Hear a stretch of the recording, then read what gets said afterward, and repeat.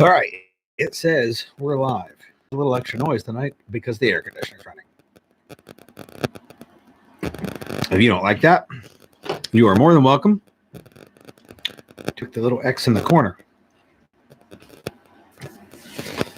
Colt, hello, sir. Uncle Guns, hello, hello. We are back after like a week off, after like a million weeks off. We're doing our thing. I got a list. It's not that spectacular, but it's a list. And we will chit-chat about stuff. Probably people are surprised that I'm on time, so they're coming in late, or they didn't know we were doing it, and they're not coming at all, or they fucking hate me. Although those people usually do show up, so, you know. I see the little screen moving when I'm talking, so I assume there's sound. When I'm not talking, it's still moving, so I assume you can hear the AC. Oh, I should put the chat on top of the... There we go. I can shrink it some. And then I can move this. Perfect. Now my screen is a little easier to use. And wow, it says there's nobody watching. Not a single person. That's sad.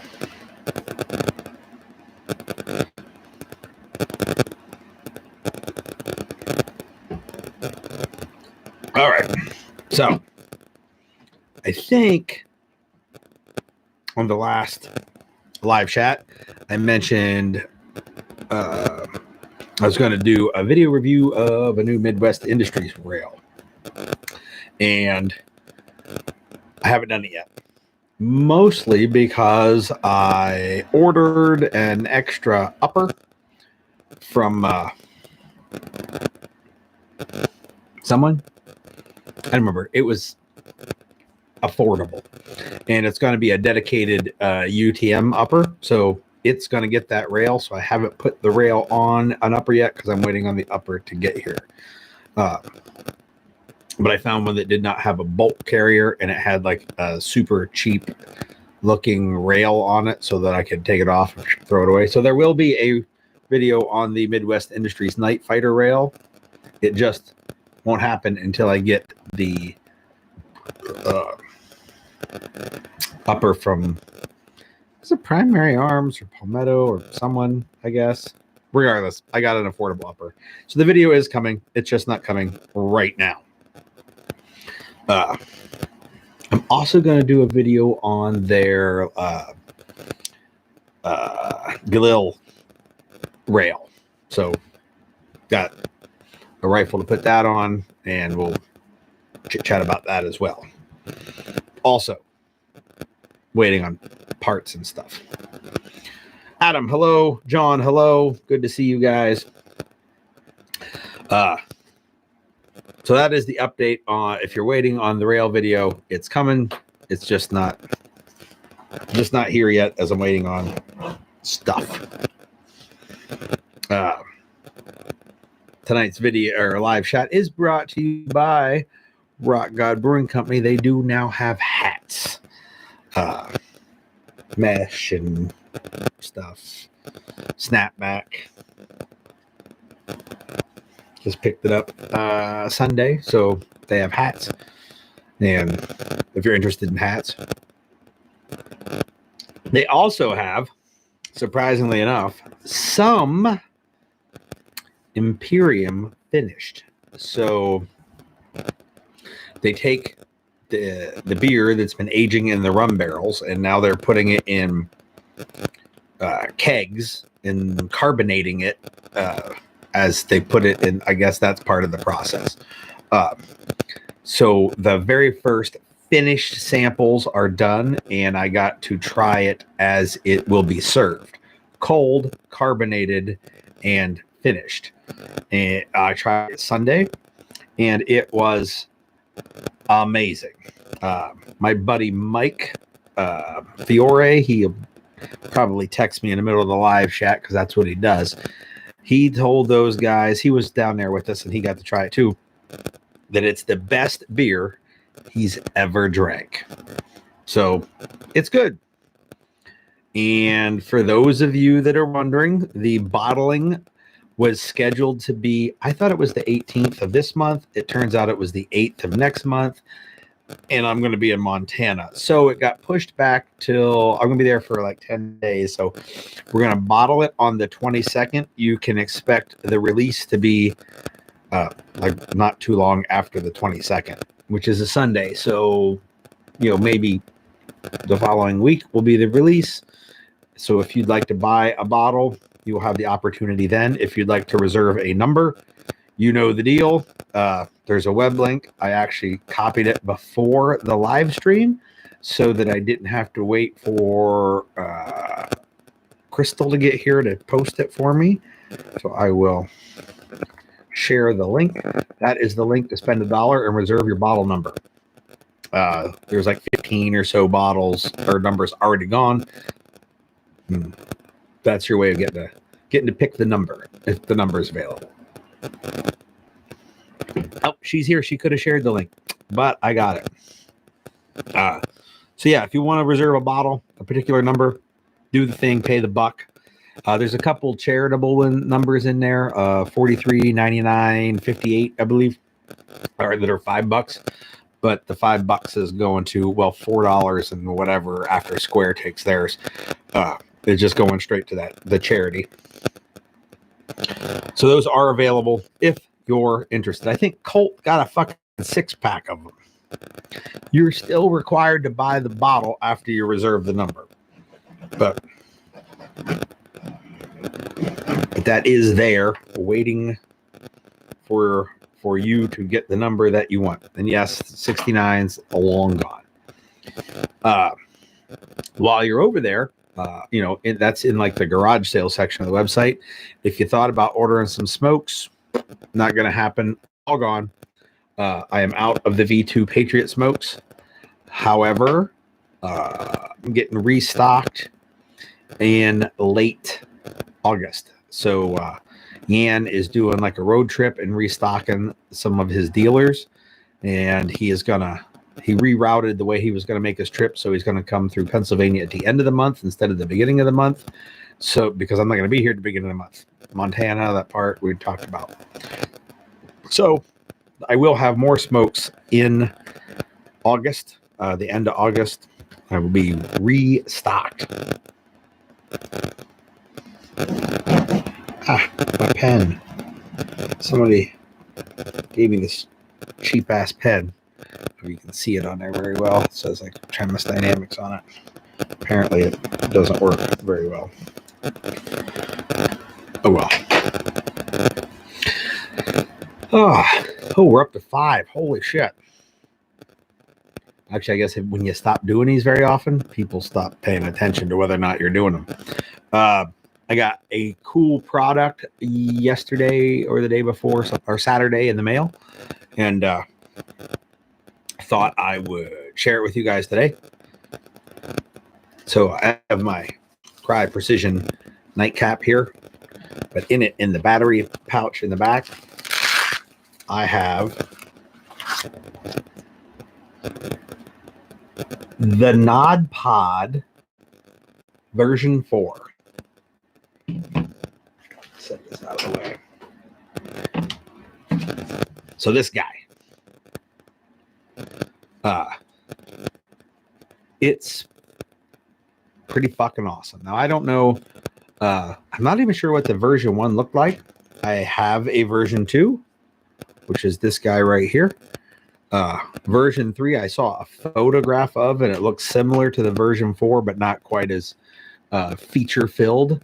So this little guy is a counterweight for the back of your helmet and whatnot, and carries some batteries that you might need if you're running a helmet that needs a counterweight or a nightcap that needs a counterweight. Now the old one, it was 3D printed, and like you guys can probably hear that. You can feel the lines from the printing, and it has a hair bands like built into it. It's pretty slick. And then they slid apart, and it holds 5 123s and 4 double A's.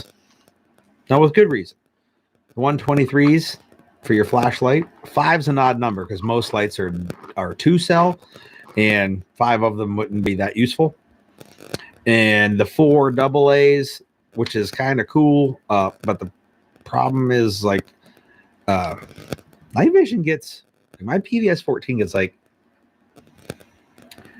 3 or 4 full 8-hour nights on with a AA battery.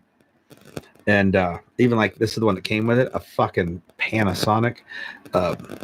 So like it's like 3 weeks worth of batteries for your night vision, and like 3 hours worth of flashlight batteries. So it seemed like it was an odd selection of battery choices.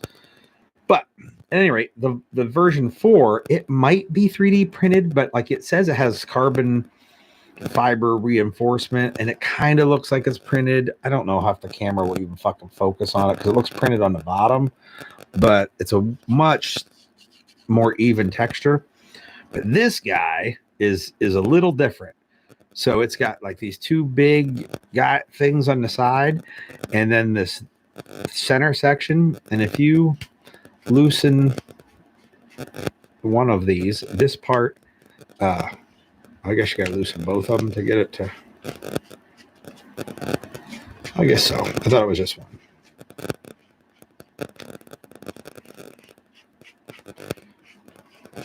I'll open it up. So it's got a tethered lid here, and the middle section will open up, and the middle section holds a single AA, which is like another 3 days worth of night vision, and a pair of AAAs, because contacts take AAAs and don't have the same battery life that the night vision does. So that's a whole set of ear pro and an extra night vision. And then the large part on the side, let me close this middle part back up. It has a pair of 123s in it. So there are 2 123 sections. So that's 2 reloads on a 2-cell light. I run 1-cell light, so it's 4 reloads. And then a reload on the PVS and a reload on the contacts. So it's actually much better than the version 2, just because it carries those AAAs that my contacts use. So, and it's got this little handle to pull it out of the battery pouch and keep the lids from being lost. There's inserts in the 123 section that you can take out if you want to use 18650s.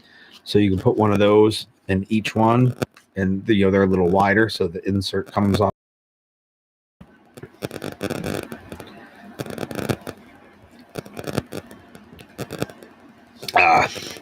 I agree. Adding the AAAs for the ear pro, super smart way of doing it. I don't think it weighs as much as the version 2. I don't even I'm not going to use the version 2. I actually sold it to a buddy of mine today. He just has to come pick it up. But it is way better, maybe not as so much as a counterweight, but it's way better for a battery management.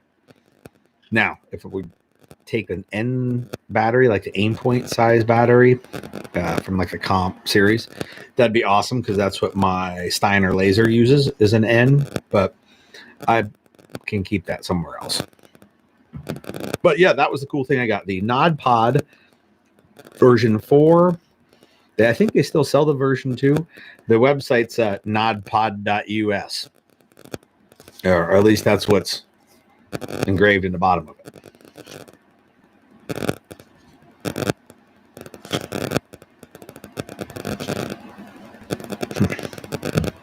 Either way, that was a cool product I got. Not quite worthy of a whole video because it's just a case that holds batteries, but I thought it was pretty neat. That was my super duper gear review for the night. Oh, we're up to 8. Whew. Fucking things are moving in here. Maybe I should stir up some internet drama. That usually gets people to tune into my live streams. I think one time I had like 80 people on a Facebook live stream. It was glorious. I never once addressed what they came to talk about, but or wanted to hear me talk about. Yeah, that's it. We're done. Now I got one more thing to talk about. Over on the Facebook page for Tremis Dynamics, I asked a question.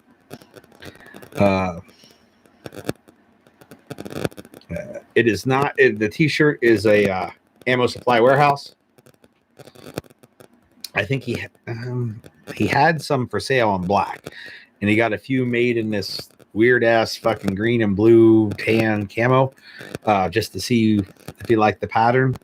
And he must not have, so he gave those away to a couple of his pals. Mr. Becker did, and I got one of them. Yeah, over on the Facebook page, I asked a question, and it was simple. Have you ever picked up a pistol from someplace other than in your holster, like on a table or the shelf of a gun safe or the ground? And if so, did you have a full firing grip on it before you lifted it up? Because a lot of places will tell us that you have a holster. Doesn't have to be this Tremis Dynamic signature holster, but it can be. And when you put your pistol in it, you should not remove it from the holster until you have a full firing grip. Like, now it is okay to draw the gun, and then blah, blah, we get into the blasty parts. And so then my question is, if you picked the gun up from someplace other than in a holster, could you get a full grip on it before you picked it up? Simple question. I got some answers. And I'm not saying there's any right or wrong answers. It's a question. It's funny, if the camera was looking at the table, you would see that every time I picked this SIRT gun up, it did not have a full firing grip when I picked it up. So when it's laying, like, here's my table.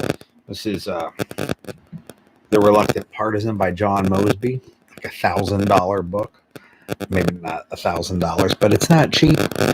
When it's laying there on the fucking table and I want to get a firing grip on it, like, I can't get my thumb behind it. So if we're going by the rule to always do this doctrine, I have to leave the gun there. Just you win. So I can't get a firing grip on my gun. So, or we would just pick it up without a good firing grip and acquire the grip as we lifted the gun up. Let's see if I can't turn here. So what I do in a situation like this is, when I put my hand down there, my thumb kind of comes up onto the rear sight and lifts the gun up. And when there is space, I wrap it around into a grip. That's pretty simple, and probably the same way everybody that tells you you have to have a full firing grip does it as well when it's laying flat. So if the rule is you have to have a full firing grip before you move the gun, and then we violate that, is it really a rule? Or is it a recommendation? Like, I'm okay with the recommendation. Yes, I want a perfect grip as soon as possible. That's a good rule, because it's not possible when it's laying flat somewhere. I've found out that it's also not entirely possible, depending on how the gun rides on your person. So I see a lot of folks when they run appendix, not that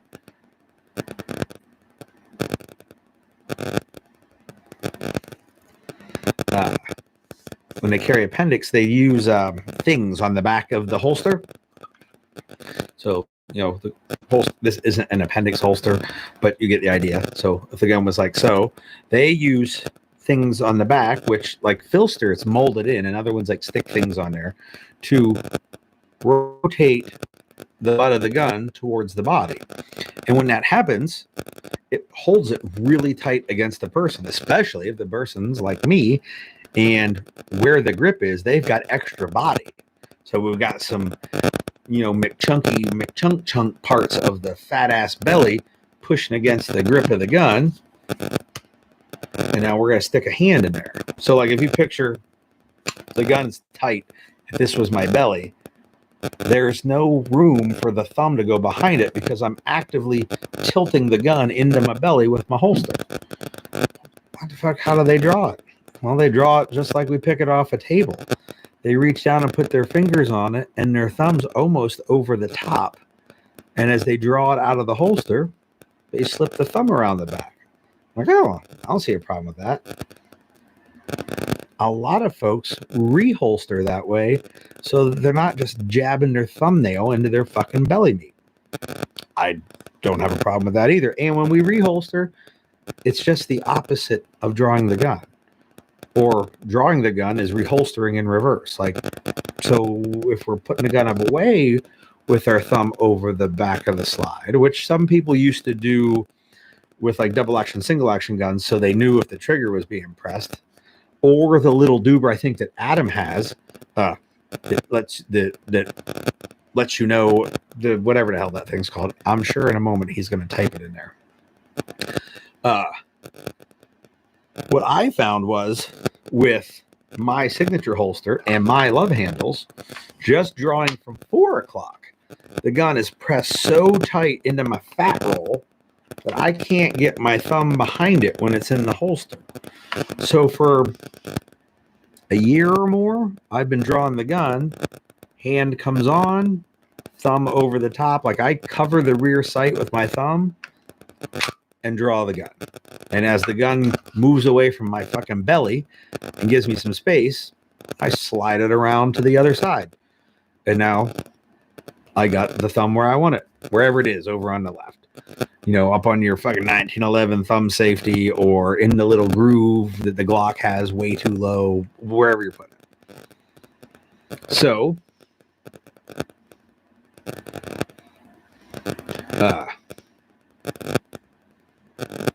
that's my answer to picking the gun up somewhere where you can't get a full firing grip.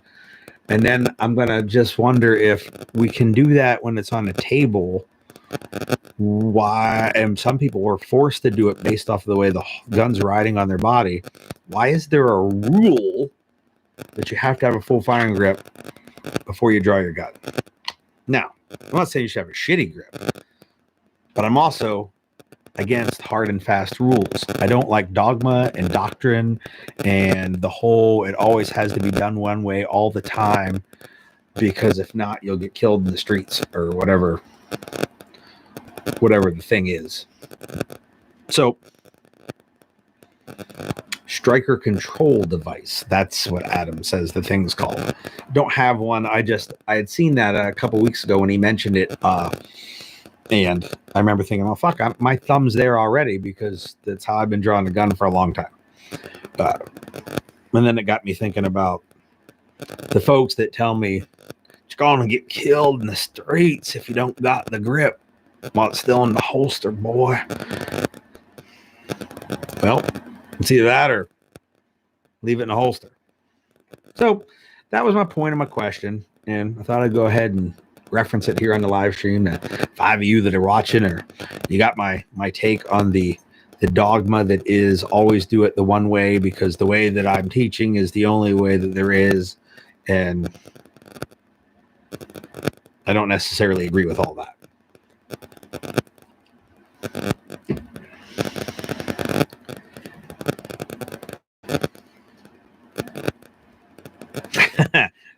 So, Tommy, yep, you missed it all. I just finished.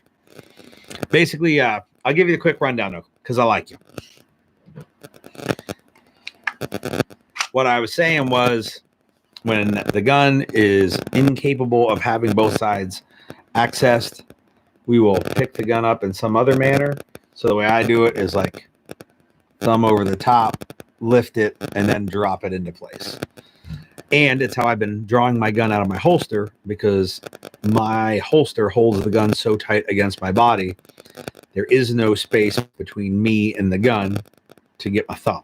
So I've been drawing it as it clears the holster to make space, I drop the thumb in long before it gets rotated up. And I was bitching about the schools that tell you cannot move the gun out of the holster unless your thumb's wrapped around it, or you might as well leave it in there and get killed. There you go. Cliff notes. You're welcome. And that's all the things that I had to definitely talk about. Now, what brought that up was, as some of you may be aware, I've been, picking away at writing my thoughts about pistol shooting into a text. And there is a section on drawing the gun where this is referenced and this is referenced. But I decided to write a little part in the beginning of this text that I will someday probably put on Amazon to sell, about why am I writing something? And one of the thought behind it was, I was writing it because there are places that refuse to grow in their instruction, a lot of them. And the way that they were teaching 35 years ago is the way they're still teaching today, whether that's been improved upon or not. And that was kind of the gist of why I would bother putting my thoughts down on paper, because I have changed things. I've changed things in the last 2 years, the way things that I teach, because of growth, because of growth, I guess. So while I was writing that, reflecting on all the things I've heard people say. And a few weeks ago, I saw somebody post something somewhere about having to have a full firing grip before the gun can leave the holster. And I was like, oh, that's not always the case. And as long as that's not presented as always being the case, okay. But when you present it as it has to be this way or else, I take some sort of issue with that. And it made me probably to ask the question on the Facebooks and then talk about it here on the live stream. And a good buddy of mine I talked to on the phone yesterday, he said, hey man, remember when you used to make videos that had a lot of stuff and good information in them? And I said, hey man, you remember when I used to make videos? So he inspired me maybe to start discussing more on the social medias, the good stuff, and maybe we'll see. And I thought I would start with, shit about drawing the gun. Can't really talk about what to do with the gun if it ain't in our hand. So first step, we go over the draw. And maybe I'll make an actual real YouTube video on it, not just for the 8 or 9 of you that are on the live stream tonight.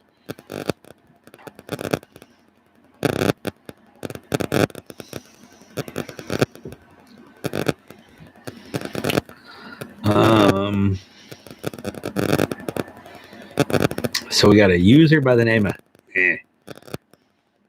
it's saying something about the coffee company, and I don't know. And Romney and Cheney and Liz Cheney, isn't she in Congress or something? Something to do with the government? Isn't the other Cheney dead? Maybe not. I don't know.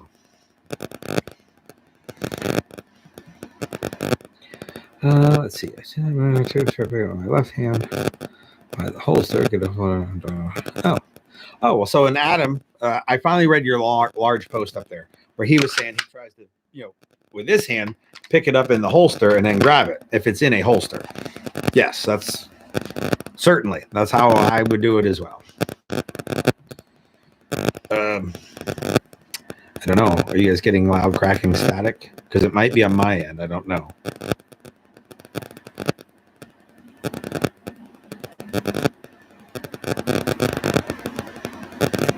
I'm looking at the little meter, and it seems to be staying about halfway when I'm not talking from the AC running, and when I talk, it jumps up most of the way. All right, well, let's try this. See, it's got little adjustable things in the back.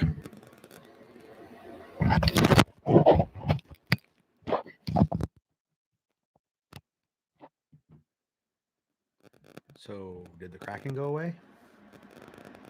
Anything? Is it better?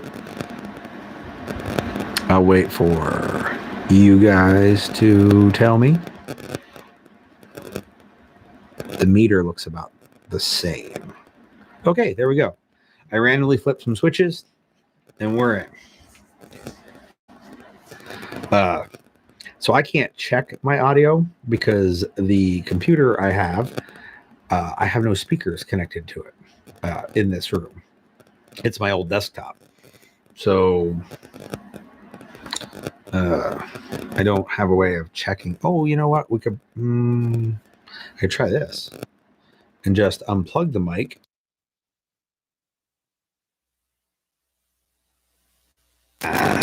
That's not going to work if I unplug it because it's still plugged into the camera over there. If I unplug it from the camera's internal mic should take over. I wonder what would be... All right, if I pick it up, does it go away? Man, this is bugging me.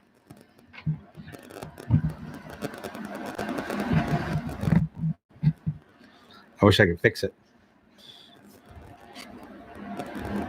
All right, I'm going to keep going. And for next Tuesday's live stream, which will be my last one for a couple of weeks. Oh, unless maybe I can do a mobile one while I'm in Montana. I'll see if I can't like bring my phone or something up so I can hear what you guys are hearing. And like I'll try it beforehand.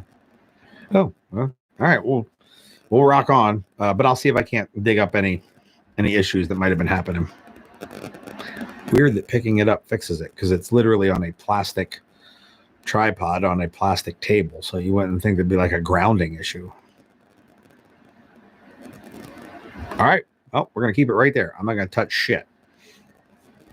So Tommy says it's going to be fun in September. So apparently Tommy is signed up for the Force on Force class or intends to come to the Force on Force class.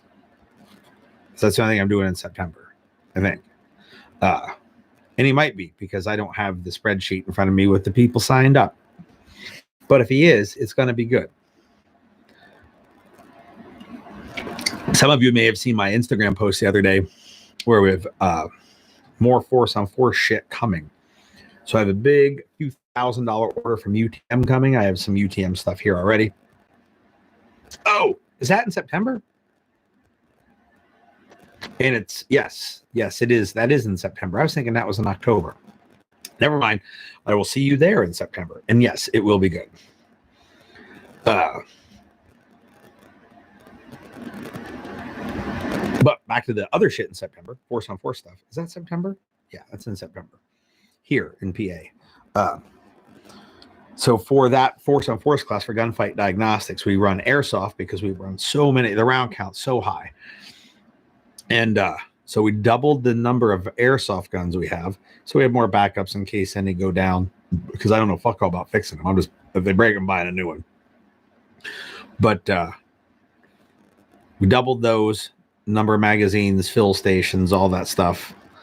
And a bunch of new UTM shit coming because I got some ideas for some new classes for next year. And I'm going to look at a place about an hour from here that's got a non-ballistic shoot house. So if that looks pretty good and the logistics for renting it work out well, then it's easy peasy, lickety split.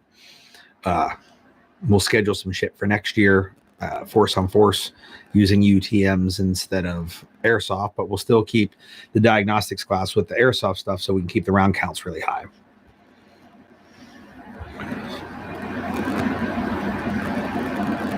All right. Good deal, Tom. End of September at Nate's. I forgot when I was going out there. Yeah, I'm bringing Mike with me. And for those of you that are here and paying attention, when we go out to Nate's, we're doing a land navigation seminar, just the seminar portion, not the practical portion on Sunday. And Friday night, we're doing a 3-hour seminar on how to use the fucking potato fang radios without a ham license, like not that in depth or no It's like just a practical way to make those radios work. So if you're coming, we have those other things, and if you're not coming and those are the things you'd like, we're doing those.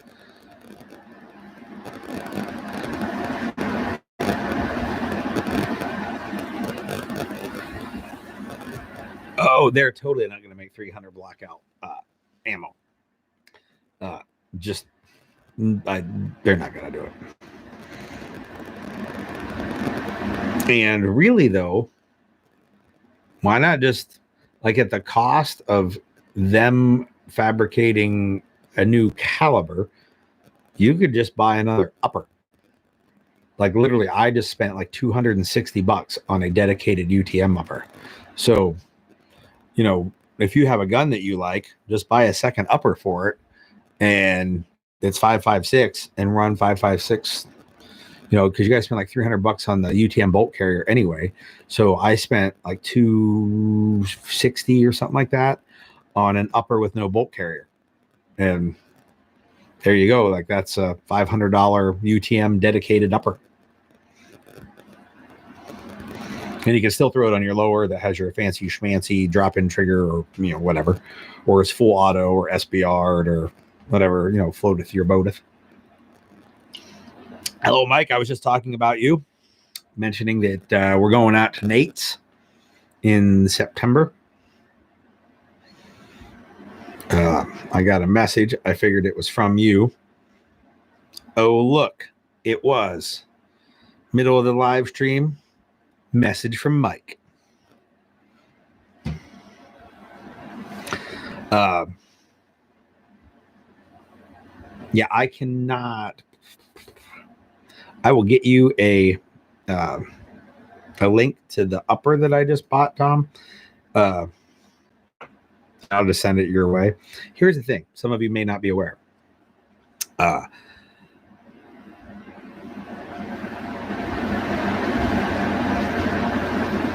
I don't remember what I was going to say because I saw Adam's question. I will get back to it though. But Adam, to answer your question, UTM upper. The only thing different in it is the bolt carrier. So you can literally take your normal upper, pull the bolt carrier out, throw the UTM bolt carrier in. It cannot fire live ammunition. You can't even close the dust cover. So you can see the blue UTM bolt all the time because the cover won't close. If the cover is closed, it's not a UTM bolt. I check Facebook within a half hour of me being done with the live stream, and I will have a link for the upper that I picked up. But the reason that I did a dedicated upper was then I have something I can loan out. Like you, if you don't bring a rifle, like I'll just take one of my random guns here, throw that upper on it, and hand it off. Because the deal with the UTM is, and we had this happen. So we had a guy get a malfunction once, round it and come out. He didn't know it because it was in the middle of like, you know, stuff happening. So he's like, and they just kept pounding behind each other. Had it happen with simunitions as well. And then, you know, he's in there with a rod fucking jamming at the fucking bore, trying to get the UTM rounds out. He ended up using a propane torch, heating the whole thing up, melting them out because he had like 22 of them in there. But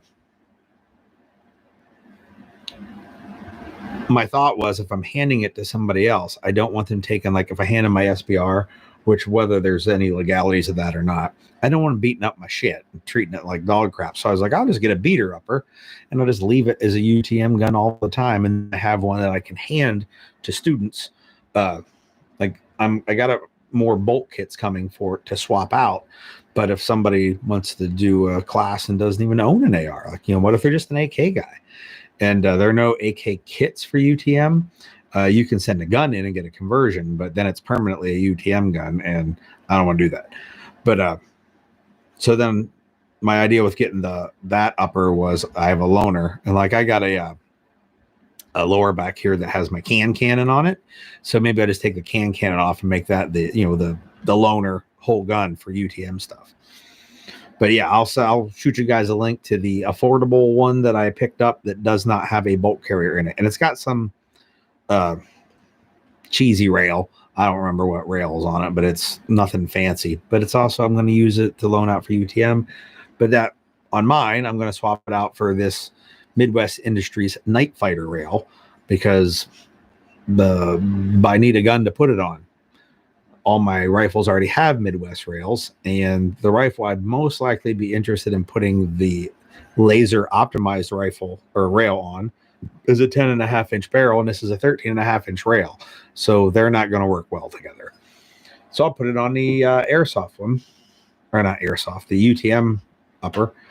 And then I can also test it because of the things I'm going to test for those of you that are interested. I have rifles with like a 12-inch Midwest Industries ultra lightweight rail, maybe. And so I'm going to put a visible laser on it. Like this is a camera, not a laser, but it's got a clamp, something like that. It doesn't have to be expensive. And then I'm just going to take the rifle and lean into some barricades laterally and vertically and see how much deflection we get from pressure moving the laser because it's on the rail and not the muzzle.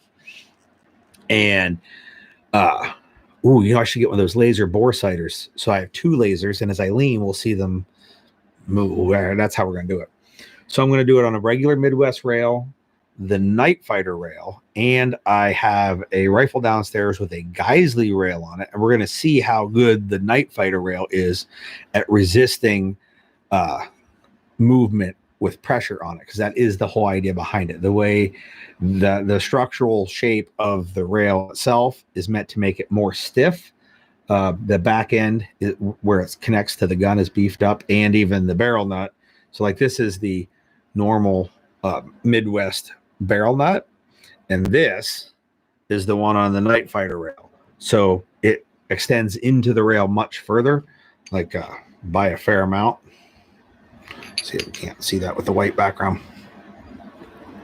And that will help with any deviations at the joint, and then the shape of the rail will help with deflection of the extrusion. So that'll be pretty cool.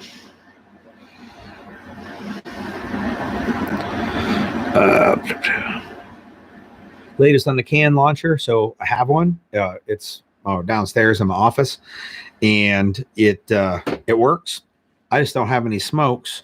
I have video of us shooting a smoke out of it, and it goes about 85 yards or so at the angle we just happened to like guess. I didn't put the video out because I sold out of smokes. So like what I didn't want to do was make a YouTube video about the new version 2 Patriot smokes and then not have any to sell. So while the video is done, I don't have any product. So since I'm getting restocked at the end of August, I'll have the video ready to go. And as soon as I get the next batch of Patriot smokes, I'll throw the video up, and there's footage of X 85, 90 yards, whatever. I think it hits probably about 85 and then bounces another 10 or so yards on the ground. And so it works well at launching the Patriot smokes. I've not launched a can out of it because I'm also right at the moment struggling to find M200 blanks in anything short of 1,000 rounds. And I'm going to launch maybe 2 soda cans and some smokes once in a while, and I don't want to spend $600 on 1,000 rounds of blanks for that.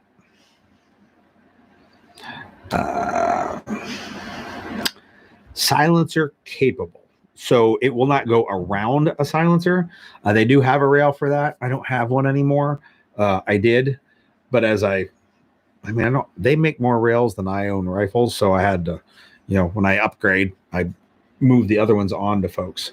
So it is smaller, or too small for like a can to fit inside of it. If you wanted it to extend over it, on like my gun right now, this comes in a 9 1/4, a 10 1/2, and 13 1/2 is what I think they told me. I have it written down and not in this room with me, but so like if you had a 10 1/2 inch, like I got a 10.3, I'd run the 9 1/4 inch rail and just have that air gap. I like the air gap anyway.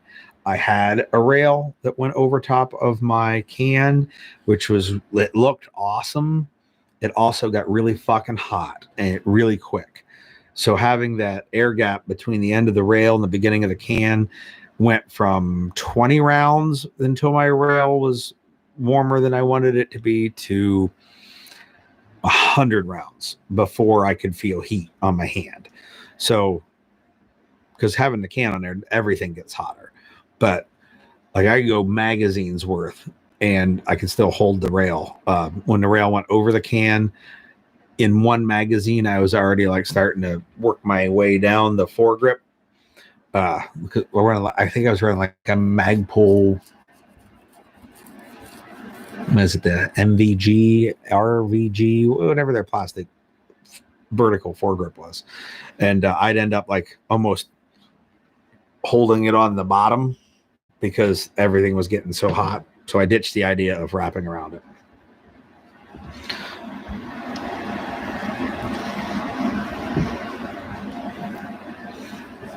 At some point, I'll probably get one of these in the 9.5, 9.25, and swap my main gun's rail from the SLH to the Night Fighter.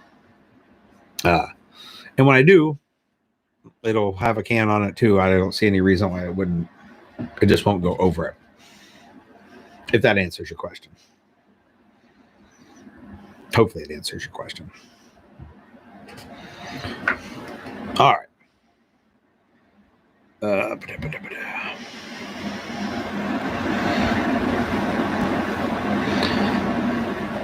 think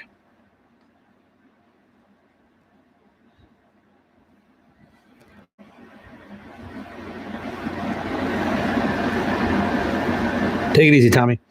All right, well, shoot me the link, my man. If I don't have to buy 1,000 of them, I don't care if they're on fucking links. I'll take them off.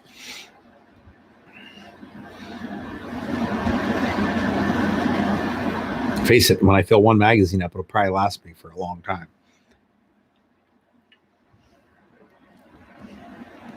Oh, you can't shoot me the link. You have to send me the link in some other format than on YouTube, because YouTube does not allow anybody who is not a administrator or moderator or something, some title with the channel to post links.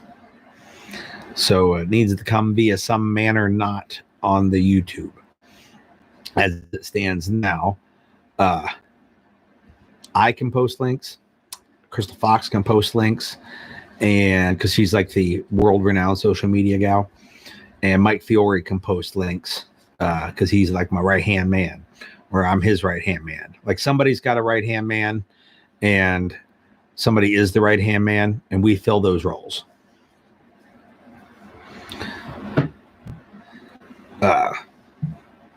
Like you could send it over on, aren't you on Patreon? Because if so, you could post like in a comment somewhere there or something. Awesome. That'd be great, John. Of course, blanks, just like fucking anything that goes inside a gun right now, are not the easiest to find. And when I found them, it was too many. I wasn't buying a case. I even reached out to Ammo Supply Warehouse, and they do not have any blanks either. Ooh, that sounds not heterosexual, Mike. Like that comment is very gay pride. And that was last month. Was it last month? The month before? Fuck, I don't know. Yeah, when I was at RTG, like we had fucking cases and cases of them. And Jared's been away at training, so I haven't had a chance to see him and ask him if he has any. Yeah. 223 is fine. Doesn't matter if they're 5.56 or 223. They'll still get the job done.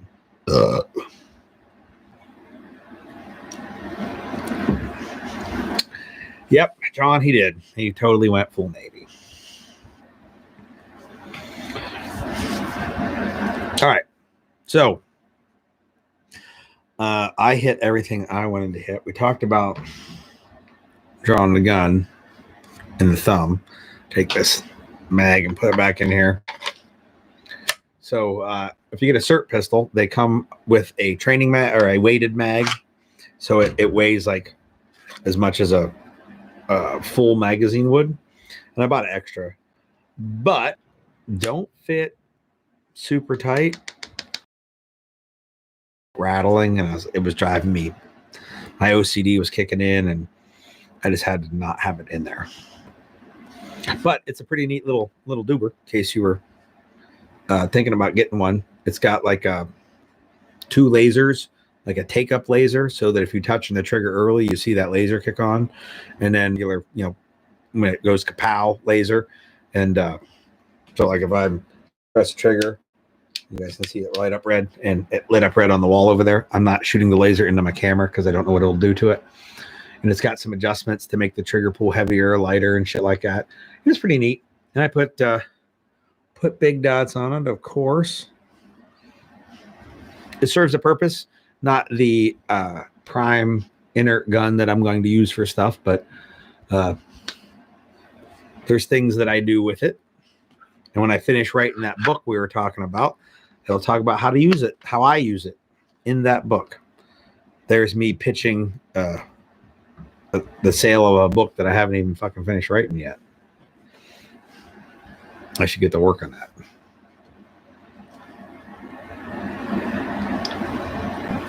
Exactly. Uncle Gun's got it. It ain't gay if it's underway. Anyway, I'm just about wrapped up with everything I had. I was on time, so it went quick. And there'll be another live stream next Tuesday, or live chat, as we call them. There will not be one for the 2 weeks after that, unless it's a impromptu one with my telephone. I don't know. One of them I might be driving, so that'll be a fucking crapshoot. The second week, the first week, I'll be outside of Glacier National Park, and I have no idea what kind of Wi-Fi the house we're doing a what do you call the Uber for houses, whatever fuck that's called. We're doing that, so I don't even know if there is Wi-Fi there at the place where. Man, what is that? The crowd sharing or whatever. Yeah, if there's Wi-Fi out there, we will live stream from it, or cell signal. It just depends on what's there. But I can't promise it. And then the one on the way home, Airbnb. Yes, that's the ticket. My wife handled all that. I don't do the I just went with a tent and said, we'll figure something out when we get there. So yeah, at the Airbnb, if there's Wi-Fi, which she probably already has read it, and she probably told me, but I don't hear well. We'll go with I don't hear. My hearing is poor. So she told me, I don't know. But we can live stream from there if possible. And if not, you'll just have to wait a week, and hopefully I can live stream while I'm driving the following Tuesday on the way home. And but there will be one next week right here as normal-ish.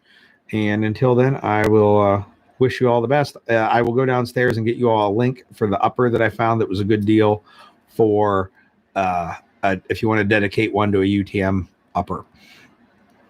And if you need a UTM does not sell their product direct to people that aren't like certified instructors and stuff. So there's one available through the NRA, I believe, for NRA members. If not, just reach out and you guys, and I'll see if there's something out there that I can help facilitate you finding. Because I know there were some places selling used ones and whatnot that they would sell to a non-instructor. If UTM is listening, I would never do that. But I have seen them for sale. All right, anyhow, so that's what I got. And I will talk at you all later. I'll go shoot you guys a link in a few minutes over on the Facebooks. And you all take it easy.